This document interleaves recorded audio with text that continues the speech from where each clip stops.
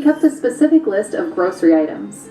The rock and roll icon reportedly had kept a specific grocery list of items in his mansion in Memphis, Tennessee, called Graceland, and it needed to be followed at all times. The list consisted of the king's 4 major food groups.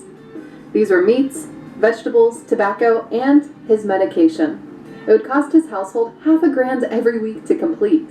Among the consumables named on that list were steaks, burger buns, potatoes and onions, assorted fresh fruit, ice cream, sauerkraut, lean bacon, banana pudding, peanut butter, and so much more. Down to the good stuff, Elvis ordered the purchase of regular Pepsi, milk, and orange juice to drink. His preferred cigar brands were El Producto, Diamond Tips, and Atlas.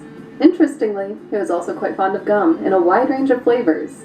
But more intriguing was his choice for a gum called Phenamint, which, for those who don't know, contains laxative properties. According to sources, Elvis might have been suffering from constipation, due in part to his unhealthy diet, which consisted mainly of fatty foods. Judging from his grocery list, you can fairly tell that the king had quite a huge appetite for everything that's tasty. Number 3. He had an entourage called the Memphis Mafia. According to people close to Elvis, the man was, by nature, a shy guy. Not that he's the antisocial type, he just didn't like meeting new people. He was, however, at ease when being surrounded by a particular set of friends and hanger-ons who did not only provide him with the comfort of their company, but also assisted him in making decisions in the heat of the moment. The media called this group the Memphis Mafia. They also served as Presley's bodyguards, which proved to be useful, especially at times when the fans got too aggressive during meet and greets. The members in the king's inner circle changed from time to time. Some of them would leave, others would remain. Regardless, these people in Elvis's life remained loyal to their employer and friend. Among the most notable Memphis mafiosos was Marty Lacker. He basically was Elvis's right-hand man. Lacker was responsible for a lot of things in Presley's career, such as landing the singer with multiple record contracts. He also helped the singer get back on track after laying low for a bit. Another name on the list was Gene Smith, a cousin who turned out to be one of his closest friends. Although their friendship had gone through some rough patches, Gene would continue to visit Elvis at Graceland until the singer's death. In total, there were more than 20 men who worked for Elvis, and he lavished them all with expensive gifts in addition to the salary he gave them for being his friends. Number 2. He likes his hair black. You heard that right. Elvis Presley was born blonde. His famous pompadour hairstyle, which supposedly was inspired by the haircut of his favorite comic book hero, Captain Marvel Jr., was the result of a meticulous dye job. He started wearing the very recognizable shiny black do after he found out that he liked the way it looked on and off camera. It is said that Elvis would dedicate a considerable amount of time in maintaining his hairstyle.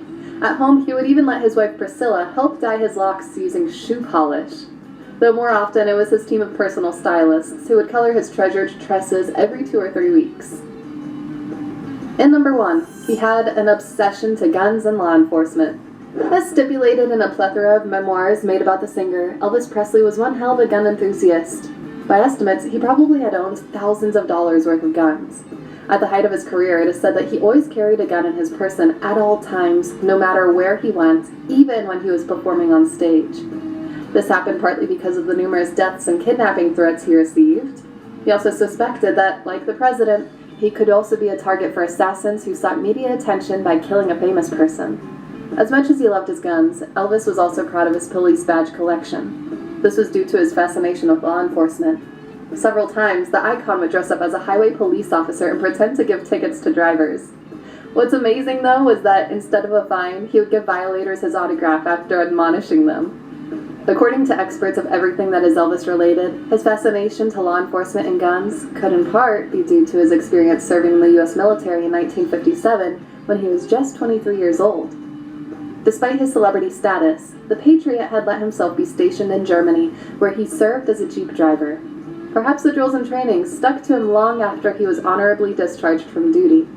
Thanks for watching, and don't forget to hit that like button.